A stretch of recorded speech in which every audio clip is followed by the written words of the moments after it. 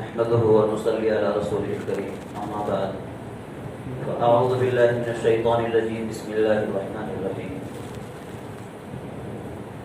يا أيها الذين آمنوا كتب عليكم الصيام كما كتب على الذين من قبلكم لعلكم تتقون صدق الله العظيم. وقال النبي صلى الله عليه وسلم الصيام جنة ما لم يخرقها أو كما قال عليه الصلاة والسلام. محترم حاضرین، بزرگ اور دوستو، روزے دار کا مقام بتانے سے پہلے ایک دو مسئلہ عرض کرتا ہوں. ایک مسئلہ سحری کے تعلق سے کہ سحری کے وقت میں ایسے وقت پر اٹھے ہیں کہ ٹائم بہت کم باقی ہے اور غسل کی حاجت ہے، غسل فرض ہے، غسل کرنا ضروری ہے، لیکن ٹائم اتنا کم ہے کہ اگر غسل سے فارغ ہوں گے تو پھر کھانے کا وقت نہیں ملے گا. چاہے یہ حاجت، یہ ضرورت مرد کو پیش آئے چاہے عورت کو، دونوں کا ایک ہی مسئلہ ہے. خاص طور سے عورتوں کو تو پکانے کے لیے بھی وقت کی ضرورت ہے. تو اگر ایسی صورت پیش آ گئی کہ وہ کم ہے، اس میں صرف ایک کام ہو سکتا ہے، یا تو پانی نہانے کا اور یا تو کھانے کا، پکانے کا. تو شریعت نے اس بات کی اجازت دی ہے کہ اگر وقت کم ہے، صرف کھانے کا ٹائم ہے اور غسل کا وقت نہیں ہے، تو وضو بنا کر کھانے سے فارغ ہو جائے اور اس کے بعد غسل سے ادا ہو جائے. اس بات کی اجازت، گنجائش موجود ہے تاکہ سحری کے کھانے سے محروم نہ رہے. یہاں تک کہ اگر بہت کم وقت باقی ہے اور وضو بھی تسلی سے نہیں کر سکتا تو ہاتھ دھو کر کلی کر کے بھی کھانا کھا سکتا ہے اور سحری کے کھانے سے فارغ ہوتا ہے. اس کے بعد پھر جتنا جلدی ہو جائے غسل سے ادا ہو جائے. ایک مسئلہ تراویح کی نماز سے متعلق ہے. پورے سال جو ہمارا معمول ہے، جب مسجد میں آتے ہیں تو اگر مسجد میں جماعت کھڑی ہو چکی ہے، جماعت ہو رہی ہے، ظہر کی نماز ہے، عصر کی نماز ہے، مغرب ہے، عشاء ہے، تو ہماری ذمہ داری کہ فوراً آتے ہی جماعت میں شامل ہو جاؤ. چاہے ظہر کی نماز ہو، عصر کی نماز ہو، مغرب کی نماز ہو، عشاء کی نماز ہو. جیسے مسجد میں آتے ہیں تو ہم سنتوں کی نیت باندھ کر کھڑے ہونے کی ضرورت نہیں، ڈائریکٹ جماعت میں شامل ہوتے ہیں. یہ ہمارا معمول ہے. لیکن رمضان میں اگر ہم مسجد میں آئے اور تراویح کی نماز شروع ہو چکی ہے اور ایک مصلی اب آیا ہے، عشاء کی نماز فرض پڑھ لی، فرضوں کی جماعت ہو چکی ہے، تراویح کی نماز چل رہی ہے، اب ایک آدمی آیا مسجد میں، تو اس کو بغیر عشاء کی نماز پڑھے تراویح کی نماز میں شامل ہونا جائز نہیں. تراویح کی نماز عشاء کی نماز کے تابع ہے. پہلے اپنی الگ سے وہ عشاء کی نماز ادا کرے، 4 فرض ادا کرے، 2 سنت پڑھے، اس کے بعد تراویح کی نماز میں شامل ہو اور پھر حساب ڈال لے کہ کتنی رکعتیں تراویح کی چھوٹ چکی ہیں. وتر کی نماز سے فارغ ہونے کے بعد اتنی رکعت وہ الگ سے پڑھ لے، اپنی تراویح کی نماز مکمل کر لے. تو تراویح کی نماز عشاء کی نماز ادا کیے بغیر نہیں پڑھ سکتے. تراویح کی نماز عشاء کی نماز کے تابع ہے. پہلے عشاء کی نماز سے فارغ ہوں گے، اس کے بعد ہی ہم تراویح کی نماز میں شامل ہوں گے. اور الحمدللہ جو حضرات اس جذبے کے ساتھ لگے ہیں کہ اللہ کا کامل اور مکمل قرآن ہمیں سننا ہے، ان کے لیے تو بہت ہی احتیاط کی ضرورت ہے کہ وقت سے پہلے مسجد میں حاضر ہو جائے تاکہ ہماری فرض نماز بھی تکبیر اولیٰ کے ساتھ ادا ہو اور مکمل تراویح اور اس کے اندر اللہ کا مکمل کلام ہم کو سننے کے لیے مل جائے. یہ تبھی ہو سکتا ہے جب وقت کی پابندی کی جائے. اور الحمدللہ مجھے امید ہے کہ ہر مسلمان اللہ کا کلام پڑھنا الگ سے بھی شروع کر چکا ہوگا. میں نے تو یہاں تک درخواست کی تھی کہ جس کو قرآن پڑھنے بھی نہیں آتا وہ بھی اس مقدس مہینے میں وضو بنا کر قبلہ رخ ہو کر اللہ کا مقدس کلام اپنے ہاتھوں میں پکڑے اور نہل پر تکیے پر رکھ کر اپنے دل کے اندر احساس پیدا کرے، یا اللہ یہ تیرا مقدس کلام ہے.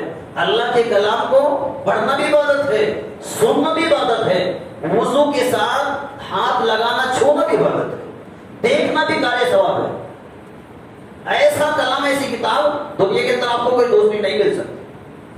جس کا پڑھنا بھی عبادت، سننا بھی عبادت، اور اس کو دیکھنا بھی عبادت، اور اس کو چھونا بھی ثواب۔ اپنے دل کے اندر احساس پیدا کرے، یا اللہ میری کوتاہی، میری کمی ہے، میں نے اپنی زندگی میں کیا کر دیا ہے، تیرا کلام نہیں سیکھ سکا، یا اللہ عہد کرتا ہوں تیرا مقدس کلام میں سیکھوں گا، پڑھوں گا اور اس کے احکام پر عمل کرنے کی کوشش کروں۔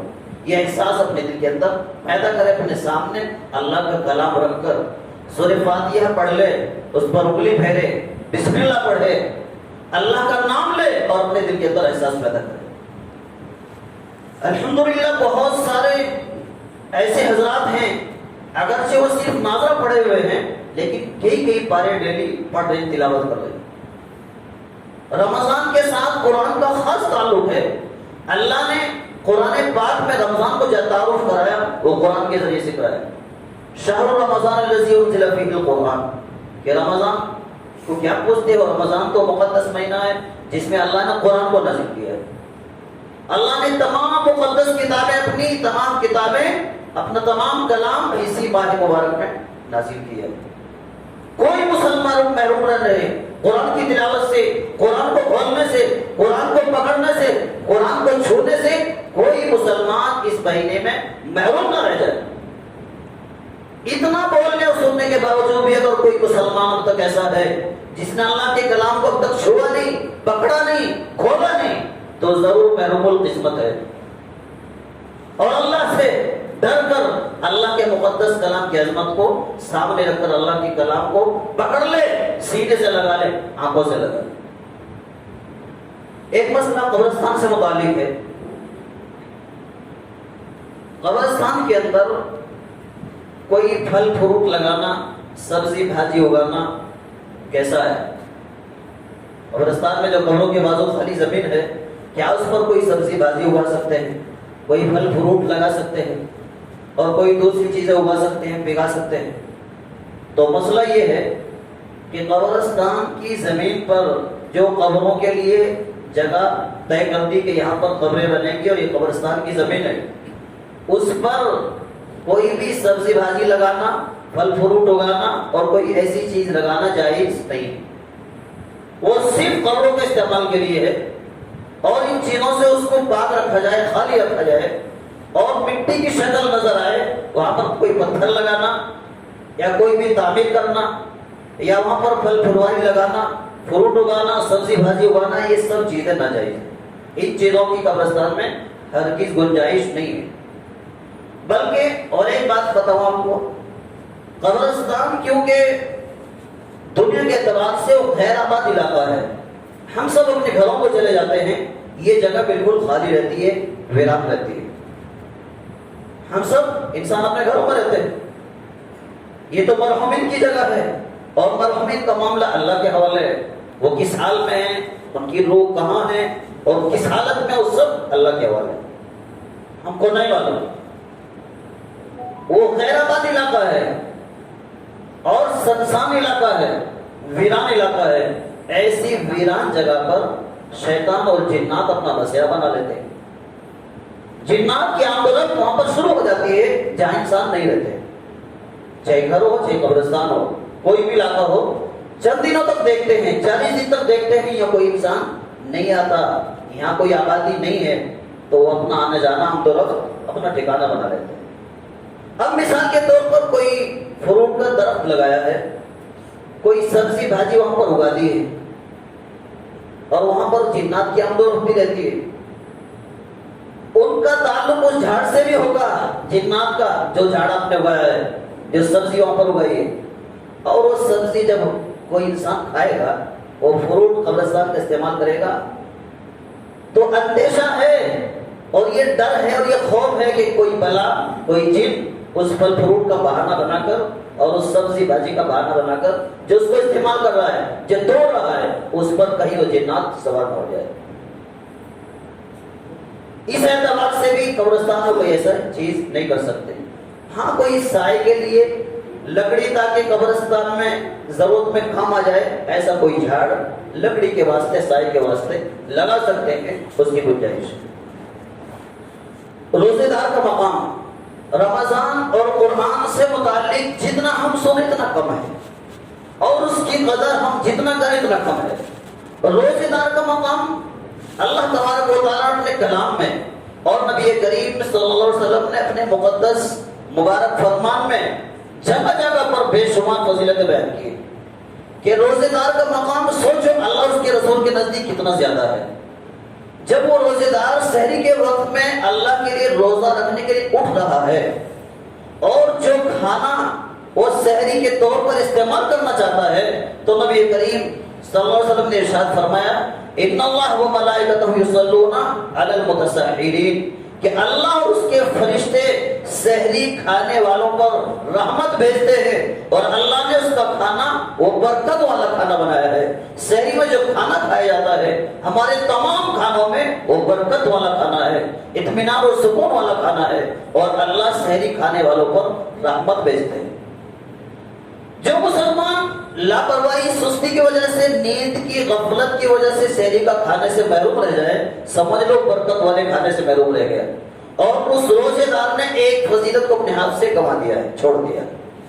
وہ سحری کا کھانا برکت والا کھانا ہے، اللہ نے روزے دار کے کھانے میں برکت رکھی ہے اور اللہ اس پر رحمت بھیجتے ہیں اور اللہ کی معصوم مخلوق فرشتے اس پر رحمت بھیجتے ہیں۔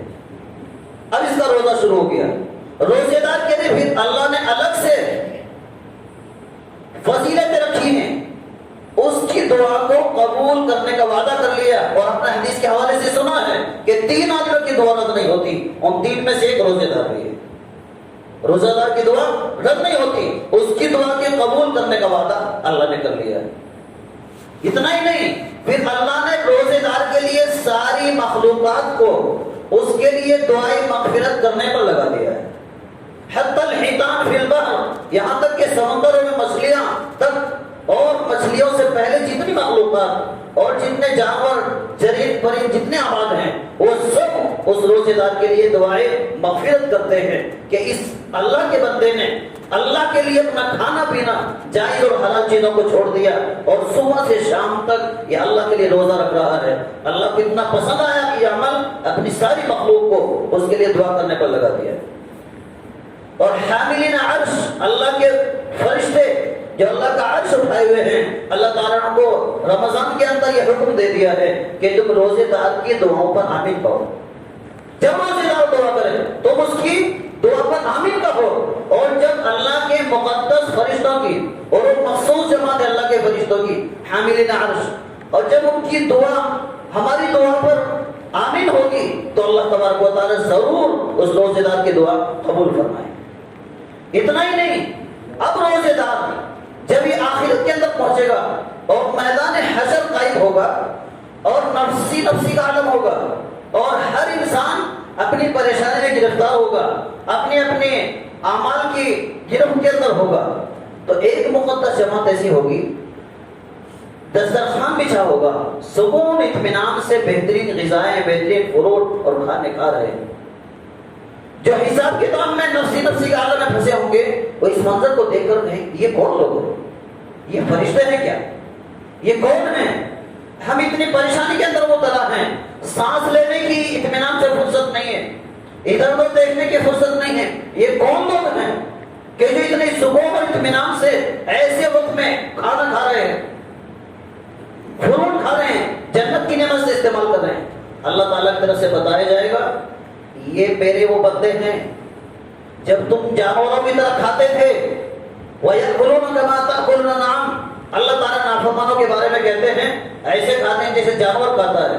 جانور کو نہ افطار کا وقت کا وہ پابند ہے، نہ سحری کا پابند ہے، نہ روزے کا پابند ہے اور نہ کس جائز ناجائز کا پابند ہے، وہ آزاد ہے جانور کہ جانوروں کی طرح کھاتے تھے۔ میں نے منع کیا تھا روزے میں کھانا پینا منع ہے، تم رکے نہیں، تم نے مانا نہیں۔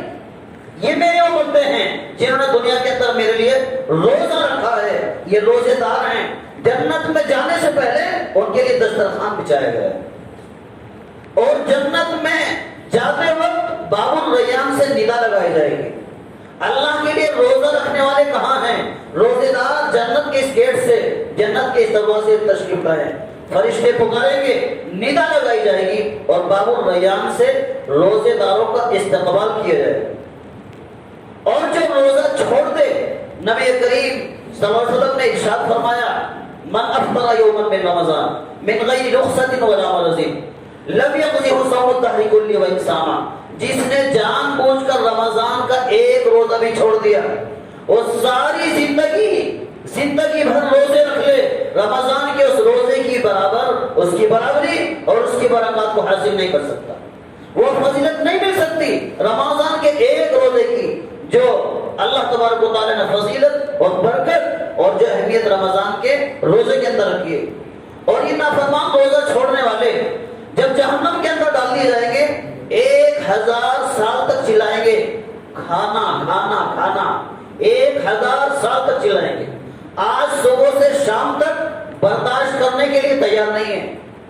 آج یہ سوچتے ہیں کہ صبح سے شام تک ہم کیسے روزہ رکھیں گے، کہتے ہیں کہ کام زیادہ ہے، کام کرتے وقت روزہ برداشت نہیں ہوتا، چھوٹے چھوٹے اور ذرے ذرے بہانے بنا کر رمضان کے اندر روزہ رکھنے کے لیے تیار نہیں ہے۔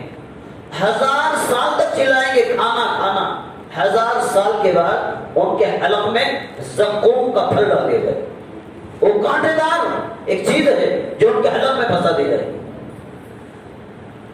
زقوم کے تعلق سے ایک بات یاد آئی، آپ نے سنا ہوگا ایک فروٹ، ایک پھل ملتا ہے اسٹرابیری کے نام سے، اور کچھ علاقوں میں اس کا نام زقوم ہے، اور کچھ لوگوں کو یہ غلط فہمی ہو گئی کہ جو اسٹرابیری ایک پھل ہے دنیا کے اندر کہ یہ وہی جہنمی پھل ہے، اور کہتے ہیں کہ اس کو نہیں کھانا، یہ جہنم کا پھل ہے، جہنمیوں کی غذا ہے۔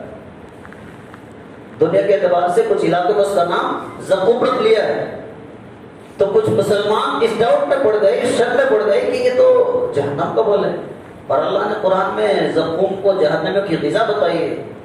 تو اس ڈاؤٹ اور شک کی وجہ سے یہاں تک کہ ایک فروٹ بکانے والے نے مجھ سے پوچھا کہ حضرت یہ اسٹرابیری ہے، اس کا نام زقوم ہے، یہ ہمیں بکا سکتے ہیں نہیں، اور کھانے والے کھا سکتے ہیں نہیں؟